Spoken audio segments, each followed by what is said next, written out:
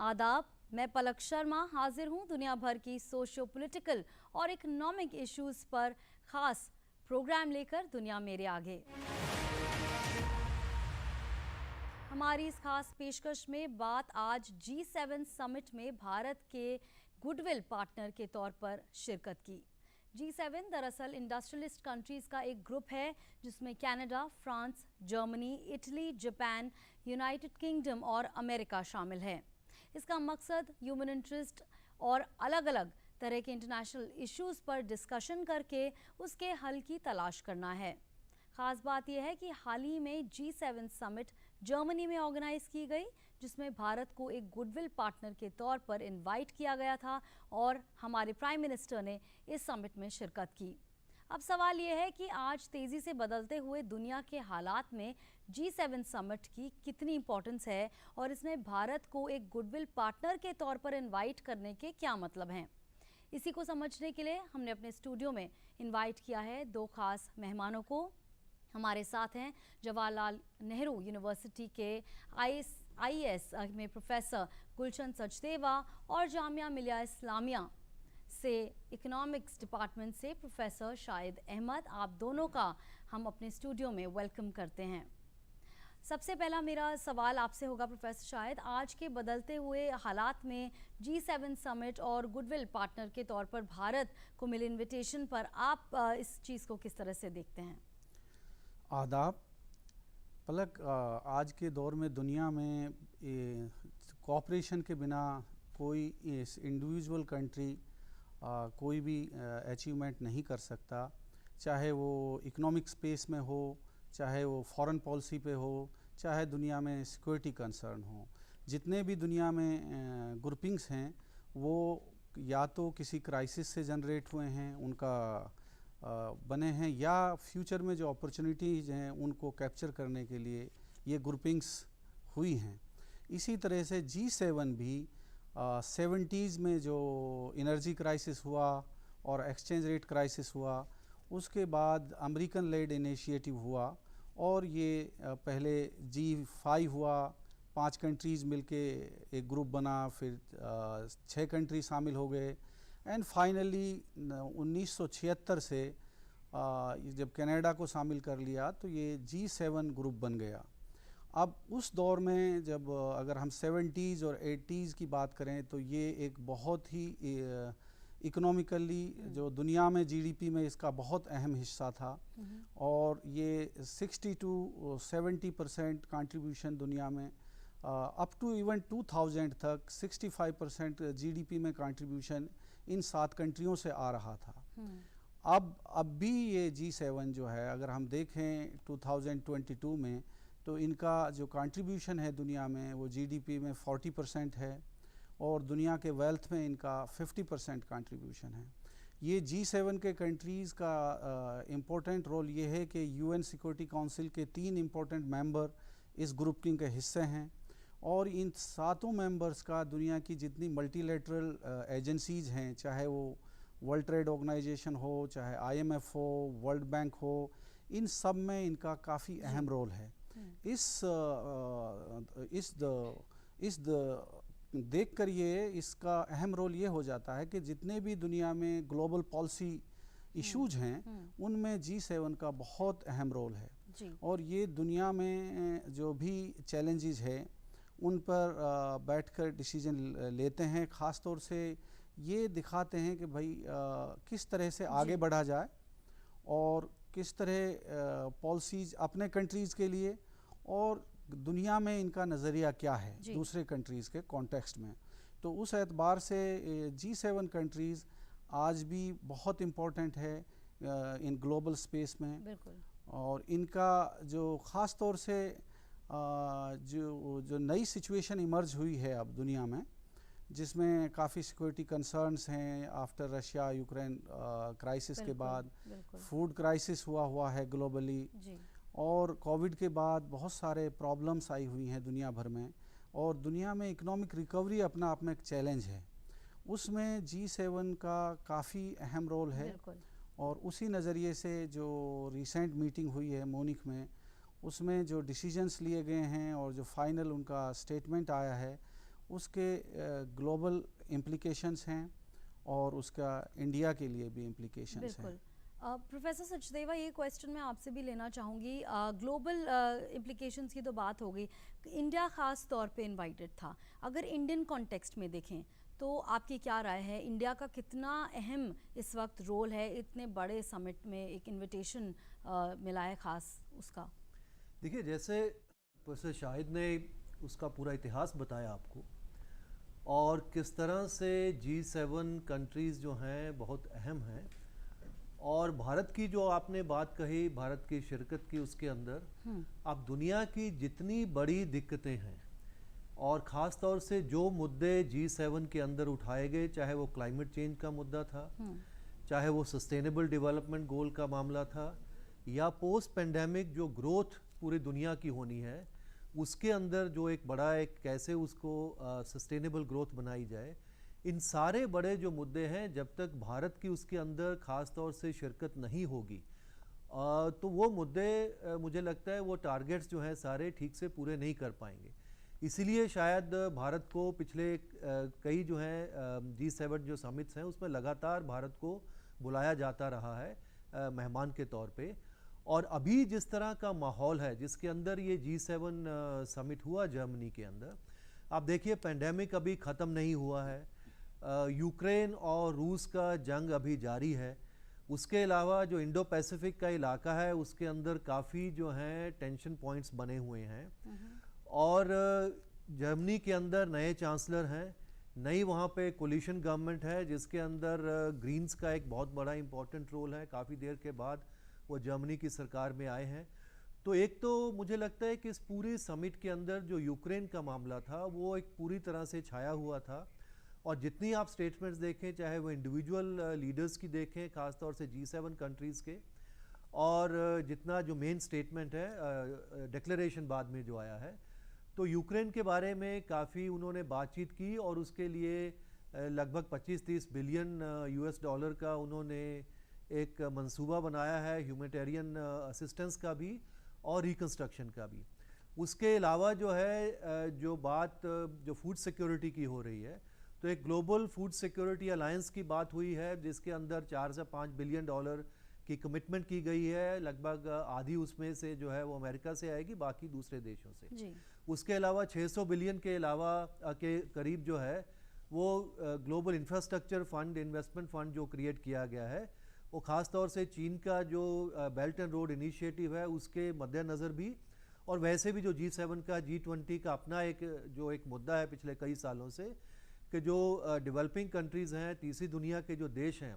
उनको कैसे इंफ्रास्ट्रक्चर में मदद की जाए, तो उसके लिए फ़ंड किया गया। और क्योंकि जर्मनी का अपना एक नज़रिया है और वो एक क्लाइमेट के बारे में बहुत बड़ा एक अपना स्टैंप इसके अंदर लगाना चाहते थे, तो एक नया क्लाइमेट क्लब भी वहाँ पे इस्टेब्लिश किया गया है, और उसमें लगभग 100 बिलियन डॉलर की कमिटमेंट की गई है जो पिछले 1-2 सालों में वहाँ पे उसके बारे में जो फंड दिया जाएगा। तो ये जो मेन मुद्दे उसके अंदर रहे, लेकिन ये भी बात है कि G7 का एक किसी ज़माना था, जैसे प्रोफेसर शाहिद ने कहा, इनका बहुत दबदबा था पूरी दुनिया का, दुनिया के अर्थव्यवस्था के ऊपर, लेकिन अभी ज़माना थोड़ा बदल गया है, और बीच में तो G7 के बाद G8 भी हो गए थे। रूस उनका एक ख़ास काफ़ी साल तक रूस भी G7 और G8 बन गए थे, लेकिन 2014 के बाद से जब से क्रीमिया हुआ उसके बाद से उनको वहाँ से बेदखल कर दिया, और अब उनके लिए बल्कि सबसे बड़ा जो सिक्योरिटी और मेजर चैलेंज जो बना G7 के लिए वो यूक्रेन बना हुआ है। तो इस पूरे कॉन्टेक्स्ट में मुझे लगता है क्योंकि यूक्रेन के बारे में तो जो भारत की जो समझ है वो G7 देशों से थोड़ी अलग है, तो इसलिए जो हमारे जो वज़ीर आलम ने वहाँ पे जो अपनी भाषण दिया और जो भी इंटरवेंशन बाकी उन्होंने किए, तो उसमें शायद यूक्रेन का मुद्दा उन्होंने नहीं उठाया क्योंकि हमारी समझ थोड़ी उनसे अलग है। तो हम जो उनका जो मेन पॉइंट था वो जो किस तरह से इस पोस्ट पेंडेमिक दुनिया के अंदर भारत की एक अहम रोल होने वाला है, और भारत की अर्थव्यवस्था के अंदर जिस तरह से तेज़ी से बदलाव हो रहे हैं, और आने वाले सालों में जो भारत है वो एक मेजर इकोनॉमी और फास्टेस्ट ग्रोइंग इकोनॉमी बन रहा है, तो वो पॉइंट्स को उसके अंदर रखते हुए, और जो बड़े मुद्दे हैं चाहे वो क्लाइमेट का है जो हमारा एम्बिशन था उसको हमारे वज़ीर आलम ने बताया, और उसके अंदर जो हमको इन्वेस्टमेंट चाहिए, जो हमको टेक्नोलॉजी चाहिए, ग्रीन फाइनेंस चाहिए, उसमें G7 हमारी मदद कर सकते हैं। तो ये सारे मुद्दे मुझे लगता है G7 के लिए भी इम्पोर्टेंट थे और भारत के लिए भी इम्पोर्टेंट थे। इसकी और भारत के साथ और भी, क्योंकि इम्पोर्टेंस भारत की बनती है, क्योंकि भारत जो है अभी G20 का भी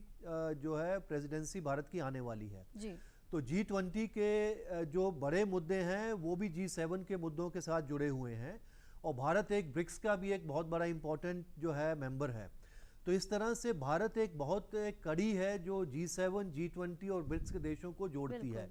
तो इसलिए भारत की बहुत अहम भूमिका रहेगी आने वाले सालों में ये सारे बड़े जो ग्लोबल मुद्दे हैं उनको सुलझाने के लिए। तो इसीलिए मुझे लगता है ये इम्पोर्टेंस थी हमारे लिए भी और G7 के लिए भारत की शिरकत वहाँ पे करनी। बिल्कुल, भारत की शिरकत की काफ़ी इम्पोर्टेंस ग्लोबली तो देख ही रहे हैं, बढ़ रही है। प्रोफेसर शायद इकोनॉमिक्स पे खास ध्यान है आपका। अगर इकोनॉमिक्स की बात करें,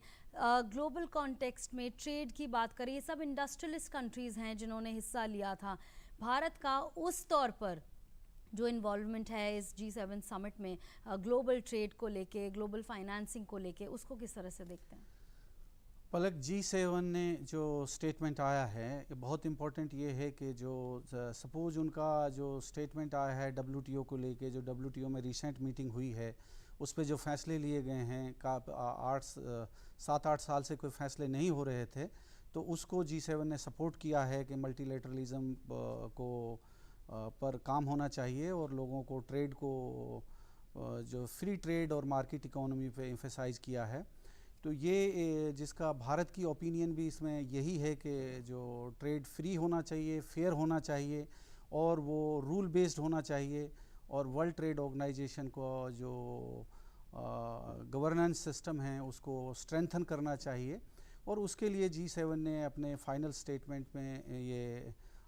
एग्री किया है और उस पर ये बात कही है कि ये इसको सही दिशा में आगे बढ़ाना चाहिए। तो ट्रेड जो है क्योंकि बहुत इम्पोर्टेंट है, और ये कोविड में जो सिचुएशन पैदा हुई 2020, 2019 ऑनवर्ड, उसमें ग्रोथ एंड ट्रेड फ्लोज दोनों ही अफेक्ट हो गया। Even global economy almost more than 3% reduction हो गई। अब 2021 में ग्लोबल इकोनॉमी में पॉजिटिव ग्रोथ हुआ है, अब अप्रोक्सीमेटली एस्टिमेटेड है अराउंड 6% के आसपास, और 2020 में इट में बी एक्सपेक्टेड अराउंड जैसे 4.9% के आसपास। तो ये इसके लिए जो ट्रेड फ्लोज है और इन्वेस्टमेंट का होना बहुत ज़रूरी है, टेक्नोलॉजी ट्रांसफ़र होना बहुत ज़रूरी है, और क्लाइमेट चेंज जो है जिसके लिए बहुत एम्फेसाइज हुआ है इस समिट में, उसके लिए जो ग्लासगो पैक्ट हुआ था और पेरिस एग्रीमेंट हुआ है उसको दोबारा से री एम्फेसाइज किया गया है कि हाँ G7 कंट्रीज़ जो फंड रेजिंग है और क्लाइमेट चैलेंजेस को मीट करने के लिए उसको किया जाएगा, क्योंकि क्लाइमेट चैलेंज जो है उससे ग्रोथ का जो फ्यूचर है वो अफेक्ट होता है। ख़ास तौर से आइलैंड कंट्रीज़ हैं वो बहुत ही प्रभावित होते हैं इस सारे टेम्परेचर बढ़ने से, जो क्लाइमेट जो चेंज हो रहा है। और इवन जो G7 कंट्रीज़ है उन पे भी जो प्रेडिक्शंस हैं कि क्लाइमेट चेंज का बहुत ज़्यादा नेगेटिव इफ़ेक्ट होगा, तो वो उस एंगल से G7 की ओपिनियन जो इकोनॉमिक पॉलिसी का जो स्पेस है उस पे इंडिया का और G7 कंट्रीज़ का काफ़ी हद तक कन्वर्जेंस है। और डिफरेंसेस जो हैं जहाँ फॉरेन पॉलिसी और सिक्योरिटी इश्यूज़ पे डिफरेंसेस हैं, क्योंकि जैसा मेरे कलीग ने प्रोफेसर सचदेवा ने कहा यूक्रेन के बारे में इंडिया की राय डिफरेंट है और G7 की राय अलग है, तो वो डिफरेंट, लेकिन इकोनॉमिक स्पेस पे ख़ास तौर से इंफ्रास्ट्रक्चर डेवलपमेंट दुनिया में जो गैप है डेवलपिंग कंट्रीज़ में वो 24 ट्रिलियन चाहिए अगर हम इंफ्रास्ट्रक्चर गैप को फिल करना चाहते हैं। उसमें 600 बिलियन बहुत छोटा सा अमाउंट है जो कमिटमेंट हुआ है जी। और वो बेसिकली इन्वेस्टमेंट है, वो कोई ग्रांट नहीं है, और वो इन्वेस्टमेंट उस कंट्रीज़ में आएगा जहाँ पर उसकी अपॉर्चुनिटीज़ है। इंडिया एक कंट्रीज़ है जहाँ अपॉर्चुनिटीज़ हैं, जहाँ और बहुत सारे कंट्रीज़ हो सकते हैं, लेकिन जो जहाँ पर अपनी लोकल स्ट्रेंथ नहीं है, उन कंट्रीज़ में ये फंड इन्वेस्टमेंट आएगा नहीं आएगा ये देखना होगा। लेकिन ये सिर्फ इसी नज़रिए से G7 भारत के लिए इम्पोर्टेंट नहीं रहा। मेरे हिसाब से जो भारत का नज़रिया है, ख़ास तौर से इंडो पैसिफिक को लेकर, चाइना को लेकर, अफ़गानिस्तान को लेकर, उसमें जो स्टेटमेंट उनके आए हैं वो अफ़गानिस्तान में टेररिज्म को लेके कि काउंटर टेररिज्म, और चाइना को लेके कि जो चाइना हमेशा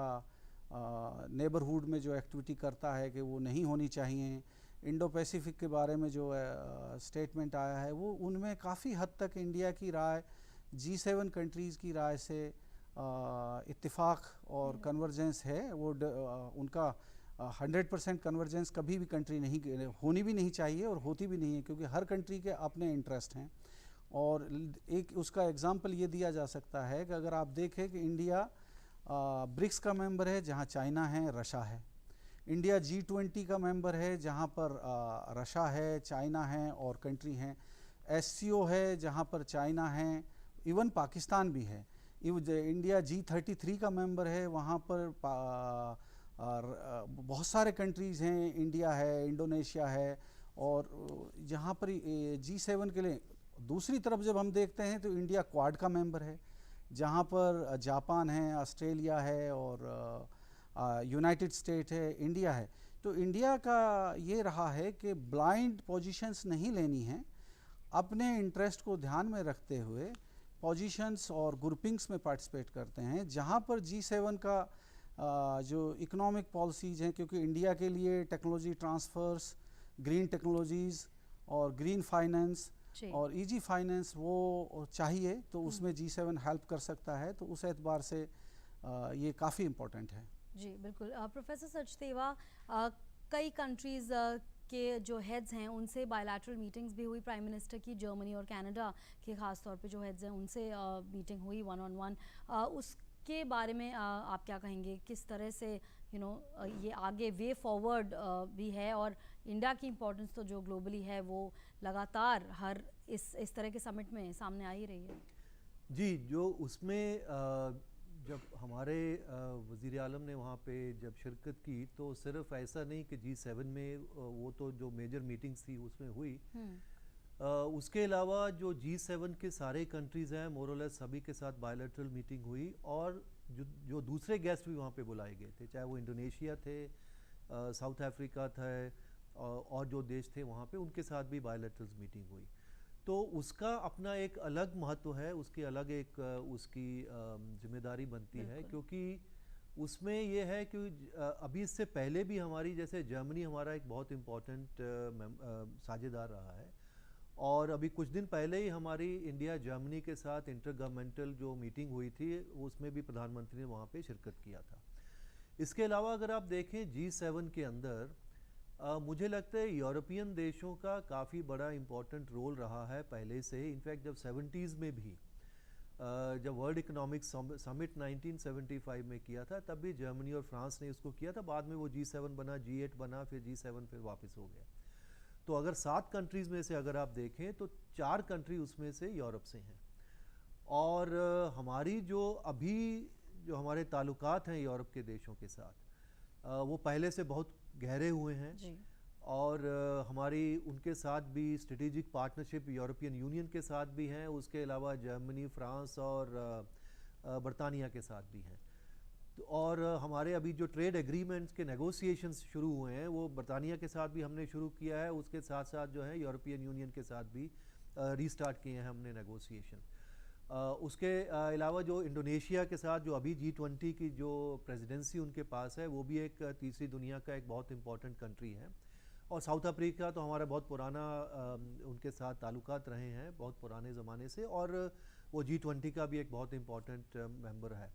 तो इसलिए वो सारी जो वहाँ पे जो बायलैटरल्स मीटिंग हुई और जो सारी जो G7 की मीटिंग्स थी सारी, क्योंकि हम गेस्ट थे वहाँ पे, तो जो मेजर मीटिंग्स में हम नहीं थे, हम जो स्पेशल कुछ सेशंस थे उन्हीं के अंदर हमारी शिरकत थी। तो उस सारे का मतलब ये हमारे लिए बनता है कि जो भारत की अभी जो हमारी प्रायोरिटीज़ हैं, जैसे प्रोफेसर शाहिद ने बताया, एक तो हमारी जो इकोनॉमिक प्रायोरिटीज़ हैं उसके अंदर ये सारे देश कहाँ हमारे लिए इम्पोर्टेंट बनते हैं और कहाँ पे हमको वो मदद कर सकते हैं और कहाँ पे हम ग्लोबली जो बड़े मुद्दे हैं उसमें भारत की जो शिरकत इम्पॉर्टेंट है। उसके अलावा जो हमारे बायलैटरल जो संबंध हैं, जो फ्रांस के साथ बहुत मजबूत हुए हैं, हमने उनके साथ डिफेंस के ताल्लुकात भी बने हैं। और क्योंकि जो बड़े सिक्योरिटी के दो मुद्दे वहाँ पे आपको दिखते हैं, एक तो जो रूस का मामला था वो अलग है, और जैसा प्रोफेसर शाहिद ने बताया जो चीन का मामला वहाँ पे बार बार आया जी। इसके बाद इनफैक्ट वहाँ पे नेटो की समिट भी हुई थी मैड्रिड में, और वहाँ पे भी सबसे बड़ा चैलेंज उन्होंने कहा कि रूस है हमारे लिए, जो नेटो के देश ने कहा, लेकिन उसके अलावा चीन को भी उन्होंने अपना मेन टारगेट है, जो स्ट्रेटेजिक जो और उनका जो सिस्टमिक राइवल है G7 कंट्रीज़ का, और जो पश्चिम के देश हैं वो उसको चीन को मानते हैं। तो उसमें हालांकि चीन के साथ हमारे भी अच्छे ताल्लुकात हैं, ख़ासतौर से जो अगर हम देखें इकोनॉमिक संबंध हैं, एक बहुत बड़ा हमारा ट्रेड का भागीदार है, लेकिन उसके अलावा हम ये भी जानते हैं कि बॉर्डर के ऊपर हमारी टेंशन चल रही है और उसके बारे में काफ़ी वो कंपटीशन है, कन्फ्लिक्ट है कुछ एरियाज़ में हमारे। तो उसमें पहले एक ज़माना था जब G7 के जो देश थे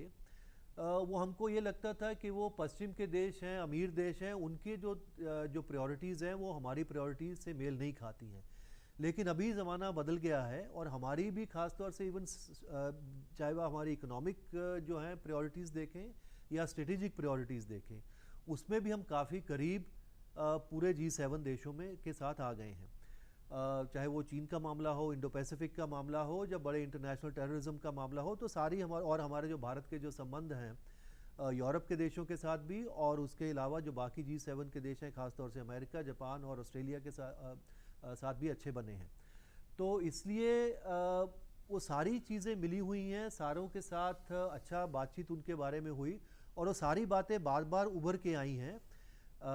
चाहे वो बड़ी बातें क्लाइमेट चेंज, सस्टेनेबल डेवलपमेंट की हो, टेक्नोलॉजी की हो, ग्रीन फाइनेंस की हो, और इवन जो ग्रीन ट्रांजिशन की जो बात कर रहे हैं उसमें सिर्फ ग्रीन ट्रांजिशन की बात नहीं हो रही, जस्ट ग्रीन ट्रांजिशन की बात हो रही, क्योंकि अब ये मामला तो बिल्कुल तय हो गया है कि सारे जो देश हैं उनको लगता है कि क्लाइमेट चेंज बहुत बड़ा मुद्दा है, और इसलिए सारे धीरे धीरे अपने आप को बदलाव कर रहे हैं, एक ट्रांजिशन, अपने एनर्जी ट्रांजिशन हो रहा है। लेकिन उस एनर्जी ट्रांजिशन का कुछ इंडस्ट्रीज़ के ऊपर, कुछ सेक्टर्स के ऊपर, कुछ जो पॉपुलेशन के जो हिस्से हैं उनके ऊपर उसका उल्टा प्रभाव पड़ेगा, क्योंकि उनकी कुछ इंडस्ट्रीज़ बंद करनी पड़ सकती हैं, कुछ टेक्नोलॉजीज़ महंगी हमको बाहर से ख़रीदनी पड़ सकती हैं।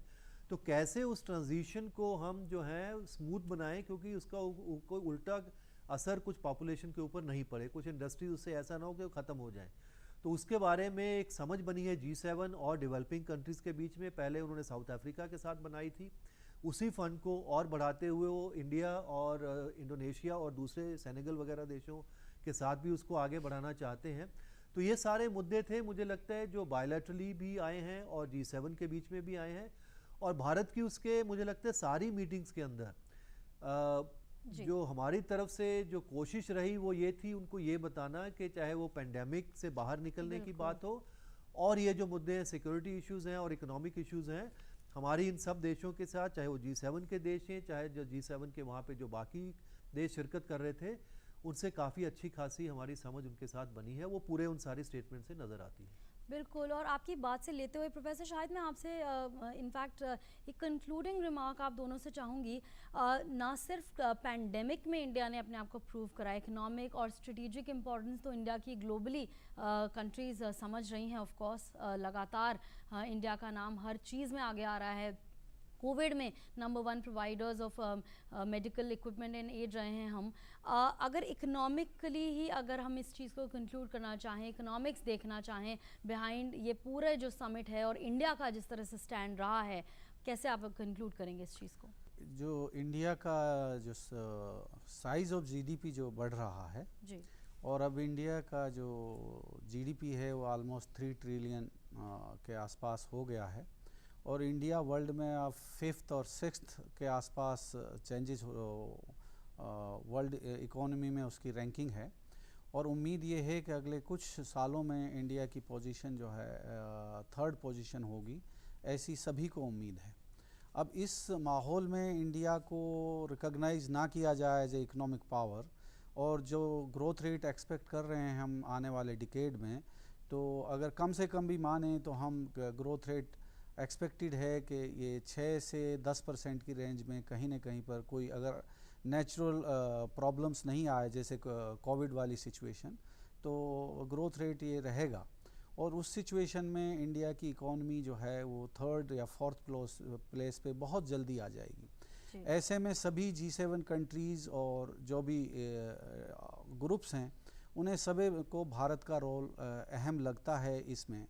और जो प्राइम मिनिस्टर नरेंद्र मोदी जी ने जो भाषण दिया वहाँ पर, उसमें एक चीज़ जो बहुत इम्पोर्टेंट है, जो जिसे NDC कहते हैं, नेशनली डिटरमाइंड कंट्रीब्यूशंस, जो पेरिस एग्रीमेंट के तहत हुआ, उसमें भारत ने ये कहा कि हमने 9 साल पहले ही एक कमिटमेंट को पूरा कर दिया है, जो कि एक कमिटमेंट था इंडिया का NDC में कि 40% जो non fuel based electricity generation है उसके रिन्यूएबल सोर्सेज से और जो इको फ्रेंडली सोर्सेज हैं उनसे हम जनरेट कर रहे हैं। अब इंडिया 40% जो है इलेक्ट्रिक पावर जनरेट कर रहा है, जो कि इन्वायरमेंटली फ्रेंडली सोर्सेस हैं। तो ये कमिटमेंट इंडिया ने जो 2030 तक करना था उसको फुलफ़िल कर दिया है। और इंडिया ने बहुत सारे ऐसे इनिशिएटिव लिए हैं जो लीडरशिप शो करता है हम सस्टेनेबल डेवलपमेंट गोल्स के पर्सपेक्टिव में, क्योंकि जो G7 के अगर हम फाइनल स्टेटमेंट को देखें, ज़्यादातर को जो कहा गया है कि अलाइन किया है कि कैसे सस्टेनेबल डेवलपमेंट गोल को 2030 तक कैसे अटेन किया जाए, और उसकी तरफ इंडिया ने काफ़ी अहम और लीडरशिप दिखाया है। और ये लीडरशिप इंडिया ने वहाँ अपनी स्टेटमेंट्स में भी दिखा है, और साथ ही साथ ये भी कहा है कि किस तरह से G7 कंट्रीज़ इसमें पार्टिसिपेट कर सकते हैं और पॉजिटिवली कंट्रीब्यूट कर सकते हैं इंडिया की जो इमर्जिंग स्टोरी है। बिल्कुल बिल्कुल। प्रोफेसर सचदेवा और प्रोफेसर शाहिद, थैंक यू, आपका बहुत बहुत शुक्रिया इस प्रोग्राम में ये दिलचस्प और इम्पॉर्टेंट बातें हमारे साथ डिस्कस करने के लिए। हमारी इस ख़ास पेशकश में फ़िलहाल इतना ही। हमारा प्रोग्राम आपको कैसा लगा, आप अपनी राय हमें ईमेल कर सकते हैं। इसके लिए हमारा ईमेल ID है ddurduspecials@gmail.com। इसी के साथ हमारी पूरी टीम को दीजिए इजाज़त। आदाब।